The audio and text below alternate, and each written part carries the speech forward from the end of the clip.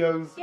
I'm filming filming and recording a podcast. That's right. Here with Courtney. Hi guys, Mr. Mark, SliderCuts with me today. Woo! I'll get my tools going, don't worry, I'll get that in there. Guys, I am hyped, and if you know Mr. SliderCuts, you understand why I'm so hyped. I always say this to people, for the people who have been living under a rock, maybe they just moved here, like they don't really know what's good in the hood. Please let them know who you are and what you do, Mr. Mark SliderCuts. I cut hair. No, I'm a barber. He's being humble. No, but you know, people ask me this question, tell them what you're doing. It's like, I'm a barber. I cut hair. He's saying it like it's easy, guys. Meanwhile, if I'm cutting someone's hair, you might have a few patches, a few holes, a few something. It's not an easy job. So for those of you who don't know, Mr. Mark SliderCuts is well known, amongst, I don't know, anyone who's anyone will know who you are. You cut Anthony Joshua's hair, you've got Reggie Yates on your roster, a couple footballers on your roster. Like, he's doing big things in the barber hair industry, and I feel like one day I'm just gonna go sit in a shop and try and catch a husband. Because for real, like, this is looking what the plan is. Like, I see some people in the gram, I'm like, oh, okay, this is what we're doing. SliderCuts, yeah? You wouldn't be the first person who's messaged me to say, who's that guy. Do you know what I mean? Do you know them ones like, oh, can I come and just shadow what you do for a day? Shadow and catch a husband. So, like Mark said, guys, he is a barber. So I want to start off. What made you get into being a barber? Did you just wake up one day and decide it's what you wanted to do? Did you start young and realize that you were quite good at it and kind of like run with it? How did you get into being a barber? How did I get into being a barber? It's poverty. Okay, elaborate. Because basically, I used to get haircuts at home from my mum and my older brothers, older brothers, and my mum used to take all my hair off like skin. Yeah. And my older That's brother. what I would be doing. And my older brother would give you like number two, which is how my hair is now. Yeah. But like a little mini small afro, all around, no shape up, no thrills, no style, nothing. So it looked like I never had a haircut. So when I was in school, and I went to a school which was like, my year was half of the year was like black. So all these kids had like fades and lines and shape ups and all these things there, and I'm looking at these haircuts thinking, I want one of those haircuts, and my mom's not giving me no money to go to the barber shop. So I was like, you know what, I need to pick up the clippers and try it myself. Love that. And that's where it all started. Really? Oh, yeah, I messed myself up though. Like, so I ended up giving myself my mom's haircut because I had to take it all off anyway. So that's another question that I wanted to ask you, because I know, again, a lot of people will be curious as to how you built up your client portfolio. So I know you've said that when you were younger, you had people in the area who would come to you who knew that you were cutting hair. But you have surpassed that now. Like, you're doing celebrities' hair, essentially. How did you build that client portfolio? Are those people who you met quite early in their career and they've just kept coming as they've kind of progressed and become successful, or were they kind of recommended to you by other people? How did you build up your celebrity portfolio of clients? You know what? Come collect Anthony Joshua. I see you. You know what? There's different ways, and you know what? Like, it's not a plug, but it is a plug. That I'm writing a book. Excellent. We're gonna come back to that as well. I'm writing a book, and one of the chapters is on how I got some of these clients, just to show people that there isn't like one like route or one like way that I got some of these clients. There's just so many different ways, and it's been through word of mouth. There's been through them just seeing my work, and just like it's just different things. Like, so ultimately, what I say, the way I got these clients was I focused on my work. I put out good work, whether I thought people were watching or they weren't watching, because some of the clients I've had have come through means when I thought people weren't watching, as example. So like, as example, I'm literally not throwing out a name, but it's just like an example I use because of, I just like to use this example, like J. Cole as example. When I cut J. Cole, I got him through, and I don't think she remembers this, or she knows, my sister-in-law, but she didn't know that she was the reason why I cut J. Cole. And the reason she was the reason why I cut J. Cole is because she had a friend, funny enough, who's actually Little Sim's manager. Okay. Right. She had a well friend. Connected in the streets.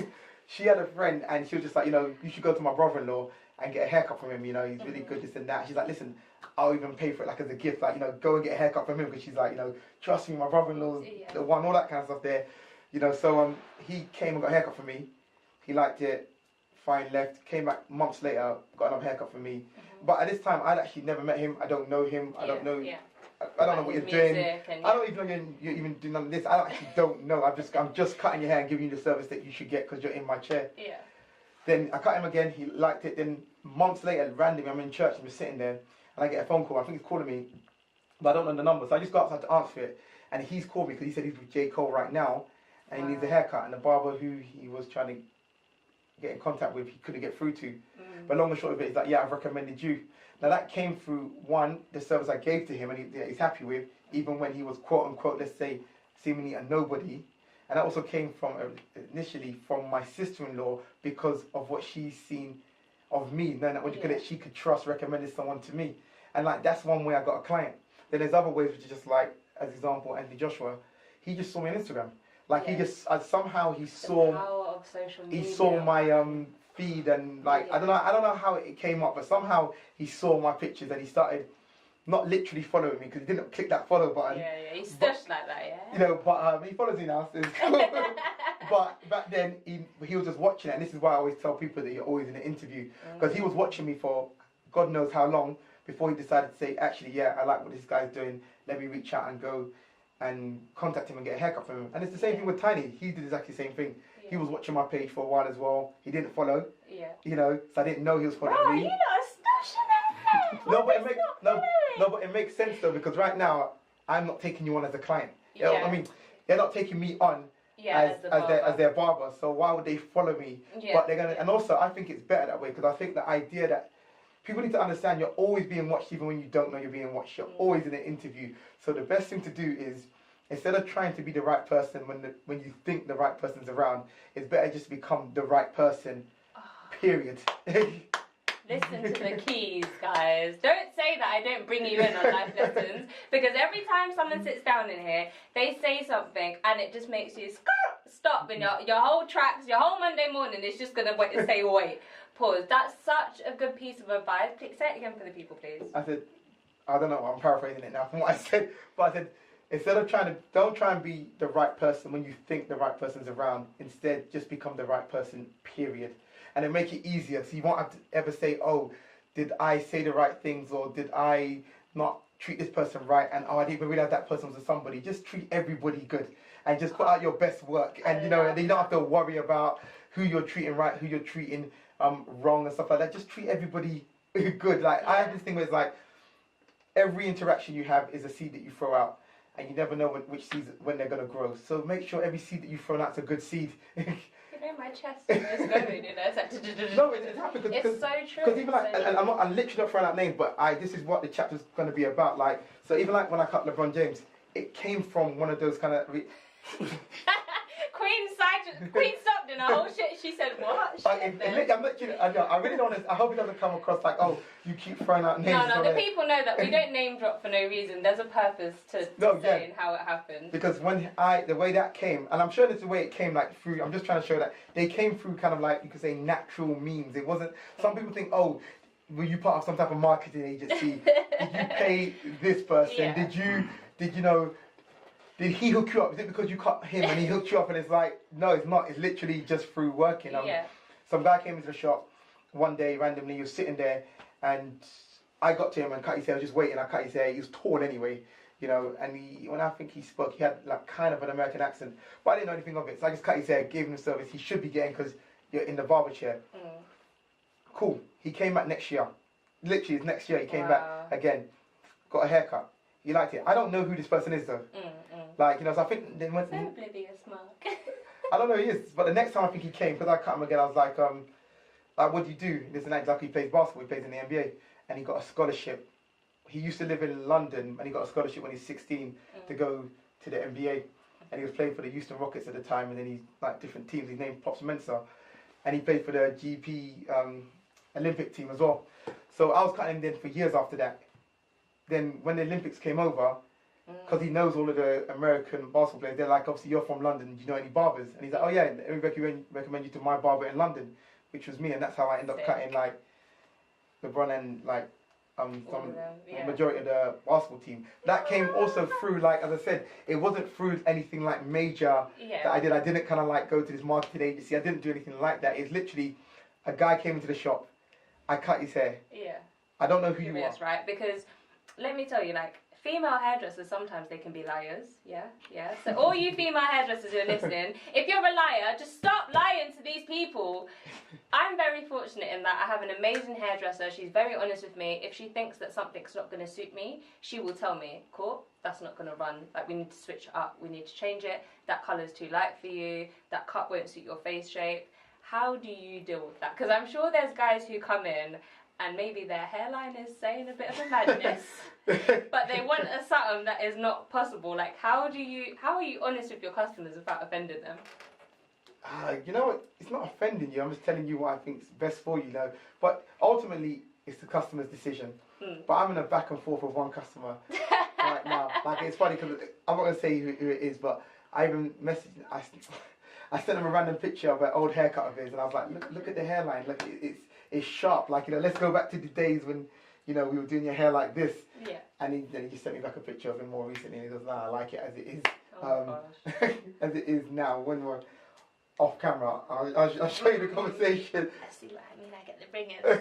Yeah. But I can just tell you, but ultimately it's your decision. But I do tell customers things when I'm like, no, this will suit you better or that will suit you better. But there's this thing with customers, and this is like across the globe probably, women, men, hairdressers, where you give someone a haircut and they'll say, amazing, this is the one, and you say, great, remember this haircut, next week comes, I'm about to cut your hair, goes, yeah, can you do me what you done last week, but can you leave the top a little bit longer, or can you make the fade a bit shorter, or don't make the shape up as sharp, and then you change all these things, and I'm like, so you're changing the haircut then, and basically. then, and this happens with clients with me all the time, then it suddenly be, like, you've changed the whole haircut now, then there comes another day where it'll be like, randomly, I might give you that haircut again, and then you'll be like, oh yeah, this is the haircut which I want, and I'll be like, you know what, I had one customer, especially, this is very recent as well, this was today, on Saturday, where I gave him a haircut, and he said to me, this is the haircut like I want. He goes, how come I don't get this haircut all the time? And I said, you know why you don't get this haircut all the time? Because every time I give you this haircut, you come the next week and tell me to change it, but then want the same result. Yeah. So say to me, oh, can I get this haircut, but this time make the fade lower, and you know what, can you need to make the top lower or make the top higher? And I said, every time I give you this haircut, you say you love this haircut, but then ask me to change it next week, but then start saying that the haircut's not the same. And I said, it's not the same because it's not the same. Yeah, you've asked me to change it. So he came Guys, today. Really, there's two brain cells that you can just use. Every barber will understand this. So he came in today, and he was like, oh, you know, what's the haircut you gave me last week? Can you? And he goes, actually, do you know what? Just do whatever you're doing. Yeah. And I'll shut up. And I'm like, Thank you. Let me do my job. You know, believe in your blood clot, barber, yeah? It's not a saying for the sake of it. Or just have sense in it. If you like something, stop saying, I like it, you know, but can we change this? Because it's a different haircut now, or a different hairstyle. Yeah. And how do you deal with your stubborn customers who you try and tell, like, this doesn't suit you, bro? And they're like, no, I want it still. Oh, you just got to, you know, cut it the way they want it. You cut it the way they want it and try and make it look as good as possible. Okay, fair enough. I also like to ask, because I'm doing a bit of a madness now. Have you ever dealt, right, with a mad hairline? And if so, how did you go about it? Because I've been seeing some people's hairlines and they're a bit mad. So how do you maneuver that? I can't explain. It's not that easy just to explain how to do it. But do you have to be artistic in some sense? You have to have. Yeah, you've got to be artistic. You have to have vision. Okay. You got to be able to visualize the thing that's not there. That's your hairline. No, but you got to. You know, it's I like to say that with me, I'm not. I'm not gonna say that about myself. What I will say is I enjoy working with difficult hairlines. I like the idea of a hairline that looks like it's bad, quote unquote bad, you know, or, you know, receded or not there and all this kind of, or difficult basically. Whatever term you want to use. Yeah. You know, I don't like ever calling anyone's hair or anything like that bad. But I like to work with it and see how can I make it look the best it could look. Yeah. You know, bringing out its his or hers full potential. Yeah.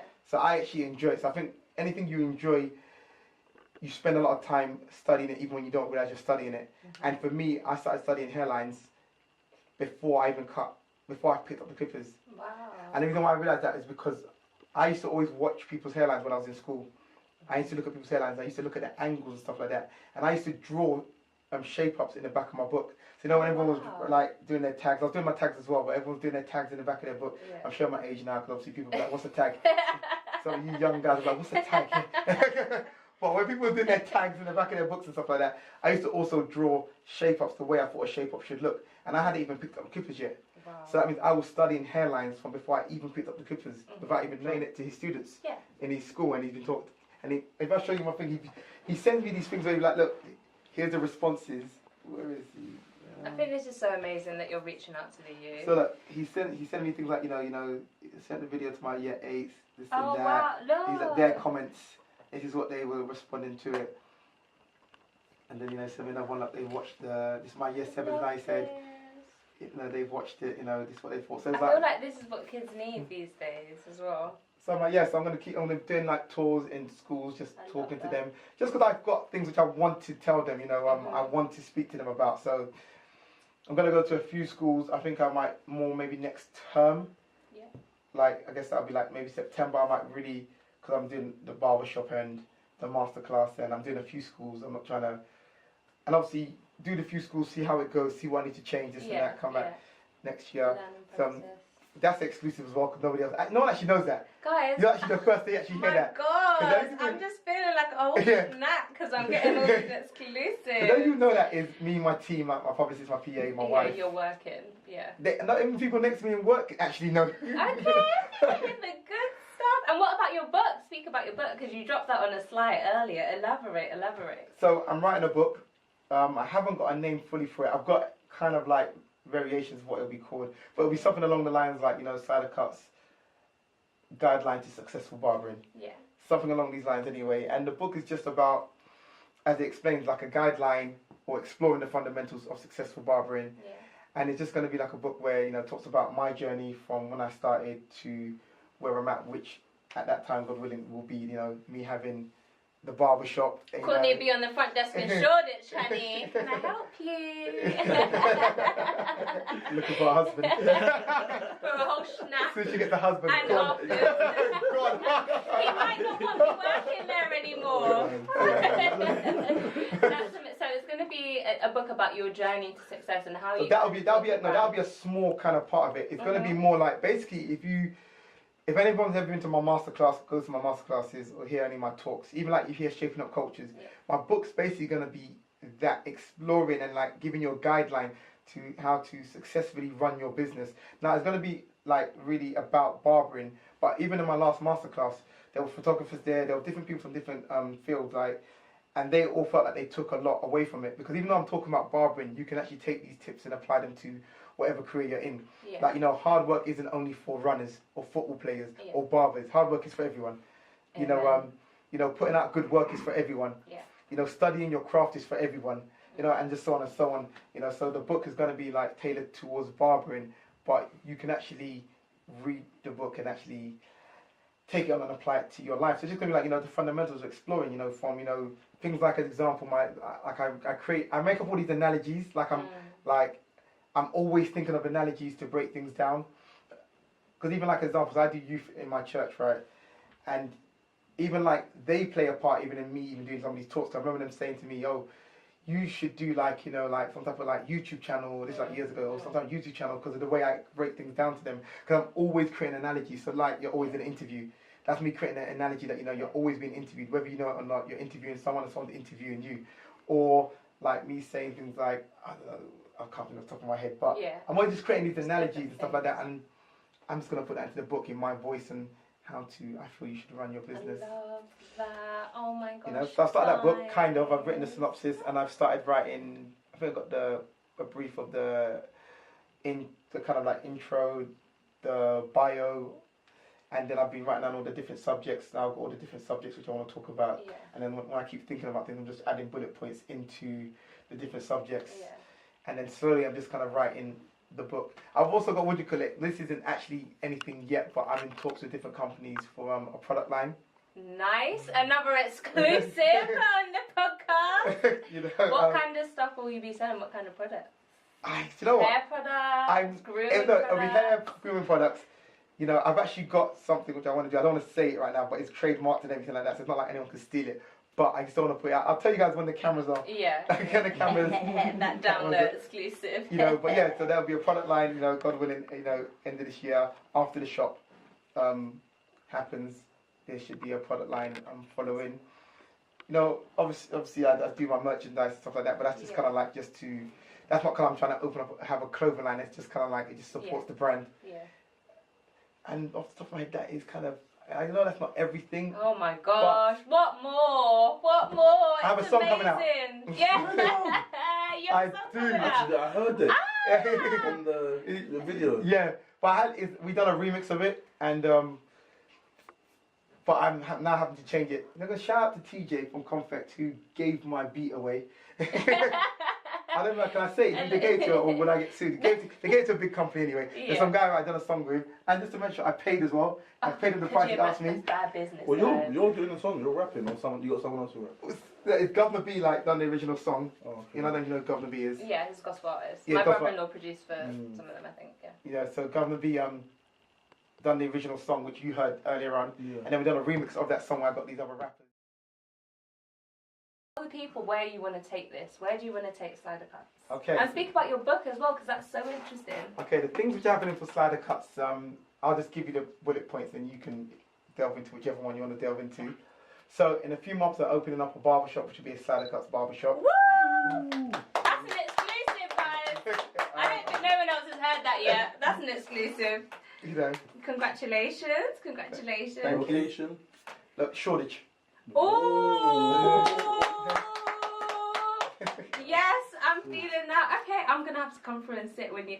Do you know what? We should plan an opening party for the SliderCuts in Shoreditch. Well, we're doing an opening party. If you want to jump involved, then why not? Oh, I'm gonna get involved. We can have Queen come through and video so for you. Do it for free, yeah?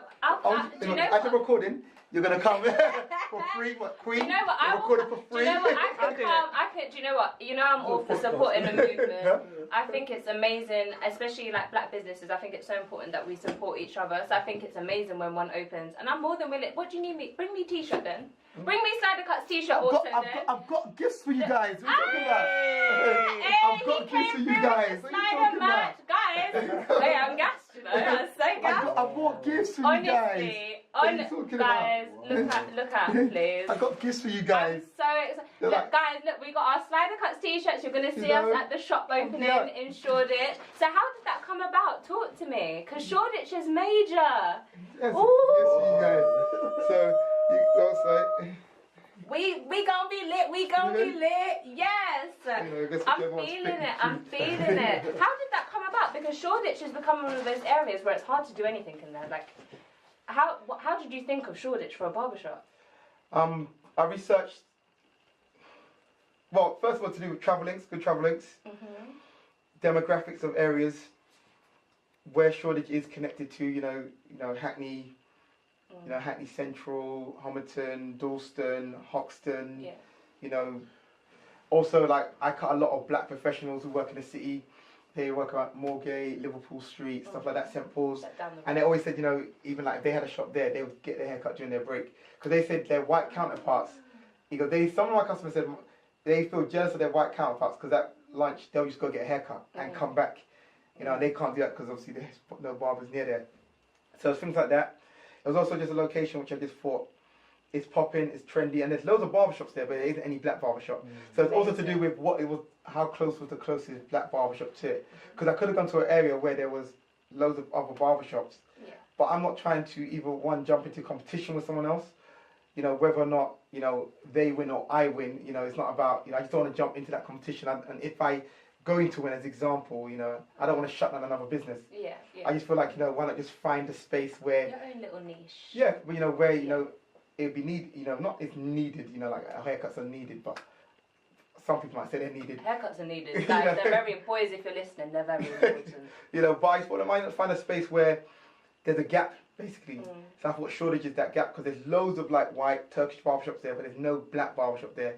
And there's no black barbershop there probably because of business rates might be high, you know, rent. I guess people are not sure how they can run the business there, you know. So God willing, it works out for me. I'm sure it will. So, guys, listen, right?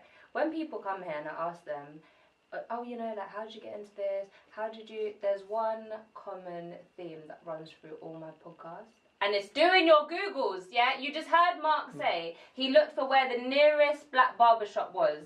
It was far. He spoke to his clientele and asked them, like, what do you... They said, listen, if I could have the trim in my lunch, it would be... I looked at the census as well to see that the area of, like, you know, black, you know, how much African Caribbean people, how many going around that area and stuff like that. That's Googles. That's really doing your Googles. It's not just going on a whim like, hey, I want to do this and then I'm going to do it. No, there's time and effort and research that goes into opening something and doing so successfully. So, yes, see. Well, it hasn't been done yet successfully. It will be successful because I said it. Amen. You heard it here first that it will be successful. Yes, how's that going to work? Do you have a team set up already? Are you going to be not a team yet. Guys, listen, if you want to get into barbering, yeah? Is that even a word? Barbering? Yeah, barbering, yeah. This is your opportunity. Come and show Mr. SliderCuts what you got. I have a few people who have messaged me like over the, you know, like the years or whatever it is. So I've got like a list of people which I've saved, but I haven't contacted anyone because there were periods before when I was looking to do the same thing. And they fell through. I had contacted people like, let's say yourself, and contacted you, and then it's like, oh, it's falling through now. And I started feeling like it happened, I think, 2 or 3 times. I said, oh, you know what? It sounds like I feel like I'm someone who's just talking. So I said, I'm not going to actually reach out to anybody now until I basically kind of sign a contract. And I haven't signed a contract yet either. You know, it's fine, it will happen. But I'm gonna, until I sign a contract, I said, oh, then I'll reach out to people, because then it's like I'm not a joker. You can see I've got it, so it's good. So that's all. I'm doing the barbershop. Oh my gosh, I think that's just like made my news of the year. Like that's even knocked me out of my whole ballpark. What else has SliderCuts got coming for us?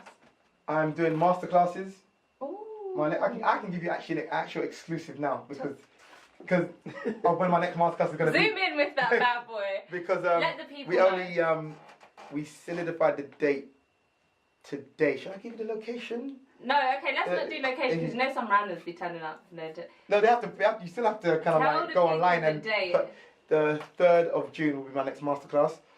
I done my first masterclass I done was last year in September, which was a success. It sold out. Great feedback and everything like that. You can go onto my YouTube channel as well. I've done like a 2-hour like talk, and I cut it down on YouTube to like a 20 minutes. So what you're seeing in that 20 minutes is only a brief of what was actually spoken about in my masterclass. So my next masterclass will be on the 3rd of June. Should I tell them how many spaces? No, it doesn't matter. The 3rd of June, my next masterclass will be the SliderCuts masterclass. This podcast is going to be dropping in May. Do not say I didn't bring you, because it's early May this podcast is going to drop, right? So you've got the whole month to go and collect your tickets for June. I don't want to hear no one come and message me. Go to my website or go to my Instagram, and you'll just see the links around the place. I'll be putting out flyers, and maybe I'll do an advert like I did last time. Yes, a masterclass which will be happening, and I'll be doing more masterclasses. I'm doing workshops because people have been asking me to do things like that. I'm right now in talks with people because I'm doing, it sounds weird, kind of like a tour. I guess it is a tour. A tour of schools. Nice. So I think this month is my first talk at a school in Hackney. I love that. What are you going to be talking to the kids about? Because I feel like the youth need it. I'm working out right now exactly what I'm going to be talking about, because I don't want to just have like a set kind of like talk which I just go to all the different schools and just say it. I actually want to kind of tailor it to who they are, you know, what's going on in their area, maybe what they're into and stuff like that. So I'm going to be doing that anyway. And also like I've got this teacher I know who's been telling me that I do this kind of like this vlog, this thing called Shaping Up Culture. I don't know if any of you've seen it. Me, guilty. I have to do my Googles on who's coming in here, so I watch everything. Okay, great. Well, this teacher's been like giving me it's SliderCuts, S to the L to the I to the D to the E to the R to the cuts, and you're doing all right. Hey, if your hairline's that sounds missing, like a vibe. SliderCuts will fix it. So go ahead, book an appointment. SliderCuts will be doing these things. So that's the chorus which Governor made up, and then we just got these other rappers, you know, just kind of like come and spit bars, you know, about SliderCuts and whatever you want to say. about it, but now I have to go back to the studio to. Because Oh, TJ, I've got a producer for you if you need it, Mr. Divine Music GP. I told him. I spoke to GP. I said, "Yo, come and come through. come and oh, do that's so amazing. So you've got all these projects going on. just fun things. Because the song's not serious, you know. Stuff like that. I generally just have this thing where I just try things. Any idea which I have, I just try. Which means that there are loads of things which you could say quote unquote fail. No, not even quote unquote. Loads of things which just fail. Full stop. But it's because I just try it. If I get an idea, I will try it. So when I thought about the song, I just did it. You know, just you know, spoke to the governor, this and that. Just done it. You know, but it means that, as I said, sometimes I can fail heavily. You know, even but right you now. never know if you Even right now, try, I've got a project which I lost so much money on. It's sickly Yeah. because I just jumped into it. You know, but then also there's times which I've done stuff and it's like. It's just been like super successful, you know. So I'm just a trier, to be honest. So I just keep trying stuff. So they'll be like, oh, I want to write a book. Start writing a book. Why not? Yeah. You know. That's such a good attitude to have. You know, I want to start like a product line. Why not? I started just asking people to make me products, and I was doing it from before, just like trying them out. Yeah. Now I want to do maybe some t-shirts. Just get them printed. Yeah. You know. I love that. I love a trier. Just do it. You know. Then if it doesn't work, it doesn't work. You know. At least you know. I feel like failure is not trying. Yeah. And you know, so I don't find failure being not achieving the thing you wanted, because you know, if I want to be the fastest person in the world, you know, I'm not going to beat Usain Bolt. Yeah. You know, but if I try and I race and I lose, then at least I know. Yeah. I'm not the fastest person in the I'm world. not- Yeah. You know, Yeah. I think I've seen myself more as a failure. If I'd regret more in life if I didn't try, and that's what my thing is always in life, to try, because and we've all been in situations where we didn't attempt, and then we go home and then we're kind of like, why didn't I just do it? And it's from the smallest thing as being a kid and wanting to talk to that girl, and you didn't talk to the girl. Shoot your shot 2018. You know, and then you're like, oh, why don't I just try and just talk to her? You know, Yeah. you know, just say hello, something like that, or you know, or job interview, or seeing that person, you know, might be a celebrity, and you saw them on a train, you're like, I should have just said hello, or asked for the picture, or autograph. You know, just my thing is, you're always gonna regret not trying. So my thing I always tell myself in a situation is just try it. Amen. I feel that. Guys, I would ask Mr. Mark SliderCuts to come and give me his 3 tips, but I've been listening this entire time, and I think I've got about 100 tips that I'm going to take and now apply to my life. So what I want to do is give him an opportunity to plug all his socials so you guys can follow him, hit him up, go and like his stuff, go catch husband in the shop, like, give them your socials so they know, and let them know where to find you as well, because some people might not know where the barbershop's actually located, so give yourself a shout out. Well, if you want to find me, SliderCuts, SliderCuts, one word, on every platform. That's my name, simple. My website, YouTube, Instagram, Twitter, Facebook. Love that. You know, everything. What's the other one? Any platform, just type in SliderCuts. And you'll find me. And you'll find me. You know. What's the other question you asked me? I said to you, let them know where your shop is. Oh, right now I work in a barbershop called DNL's, which is on Hornsey Road in Holloway, North London, on the same road as the Arsenal Stadium. But in a few months, as I said, God willing, I'll be moving to open up my own shop, which will be a SliderCuts shop. But if you follow me on Instagram, Twitter, or all of my platforms, you know, I'll be putting out the information. You'll get the most up to date. You will do, yes. Fabulous. Thank you so much for coming through and sitting down with me. I think it's amazing. I'm about to try my SliderCuts merch and discuss what day I'll be required at the shop to come catch anyway. Don't say that, because you might have a long line of men just waiting to talk about when is she coming. I'm bringing the business. Honestly. Guys, thank you so much for coming down to sit and, you know, just speak on life, because we haven't just spoken about business and about what you do, we've spoken on life, and I'm so grateful, and I'm sure my listeners will be grateful too. Guys, thank you so much for tuning in once again. Make sure you tune in next time where I have another amazing guest in the studio for you. And yeah, like I said, if you've got any questions, just hit SliderCuts up, hit me up. It's Kickstart with Kourt, and I will see you on the next episode. Bye. Bye.